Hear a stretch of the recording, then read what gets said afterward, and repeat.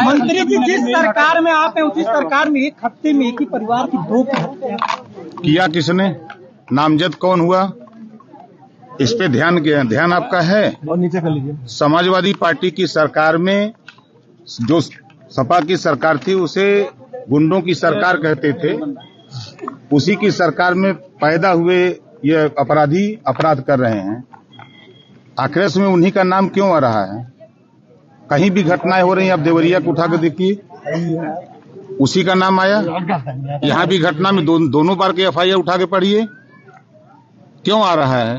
तो जो वर्तमान सरकार माननीय योगी आदित्यनाथ जी की सरकार है, वो कानून का राज कायम करने के लिए पूरी ताकत लगाए। जनता को राहत है और जनता विश्वास कर रही है, क्योंकि पूरे देश में कहीं दंगे नहीं हो रहे हैं, कहीं कर्फ्यू नहीं लगे हैं और पूरे जो गरीबों के विकास की योजनाएं हैं वो गरीबों तक पहुंच रही हैं। इस बात को लेकर के आपके इस खलीलाबाद में कुछ ऐसे शरारती तत्व हैं जो गरीबों को शराब पिला करके नशे में ले जा करके बैनामा करा लेते हैं और करा करके जब वो होश होता पैसा मांगने जाता है तो उसको डरवा धमका करके या तो उसको विवश करते हैं, वो अब जाकर के कहीं हत्या कर लेता है या वो खुद मारते हैं।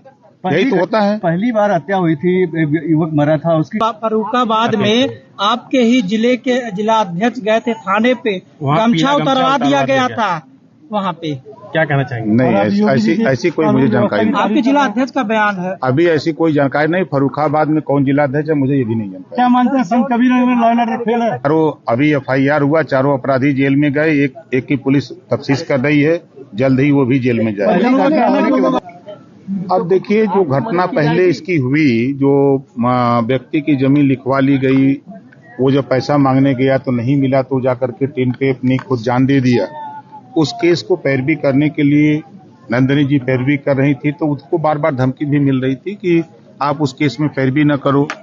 तो ये कहीं न कहीं जांच का विषय है और इस जांच के लिए, पूरी घटना की जांच के लिए आप देख रहे हैं, कह रहे हैं कि पूरा प्रशासन फेल है।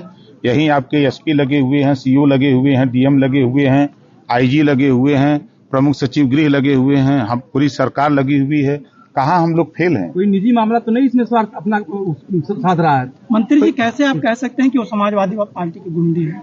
क्या नाम है? एक जाति के लोग अपराधी में 2 बार एफआईआर क्यों? आप देवरिया में आप बताओ एफआईआर क्यों? नाम से क्या कोई अपराधी हो जाता है? बिल्कुल हो जाता है। देवरिया भाजपा में ही भजनलाल शर्मा। हम आपसे पूछ रहे हैं, देवरिया घटना का हमको जिक्र बता दो। वहाँ ब्राह्मणों की हत्या हुई, किसने किया? आप बताओ। अगर जबान में छेद है तो बोलो, कौन किया? यहीं हत्या हुई तो किसने किया? किसने करवाया? फिर सुनो भाई, आप चुप रहो यार। किसने करवाया? कोई निजी मामला? हम आपसे पूछ रहे किसने करवाया, बताओ आप। कोई निजी मामला तो नहीं अपना स्वार्थ साध रहा है? नहीं, देखिए, मैं फिर कह रहा हूँ, समाजवादी पार्टी की सरकार में सहमिला और गुंडे पैदा हुए, अपराध करने लगे, जिससे पूरे प्रदेश में हाहाकार मचा हुआ था। आपका कहने का मतलब यादव लोग गुंडे हैं? मैं ये नहीं कह रहा हूँ, आप कह रहे हैं। क्या लगता है? आप एक ही जाति से द्वंद्व क्यों हो रहा है?